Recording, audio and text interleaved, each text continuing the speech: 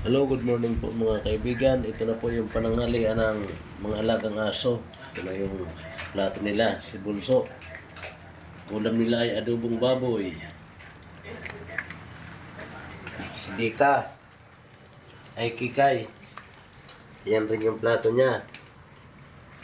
Yan, adobong baboy. Ayan, si Dika. Nang walang ganang kumain na aso. Ayan din yung plato niya. Laki pa ng katawan. Ayan siya. Siya lagi ang nangunguna. Makatapos.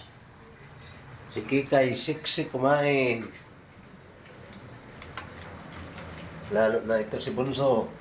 Siksing-siksi rin. Kumain. Ayan po.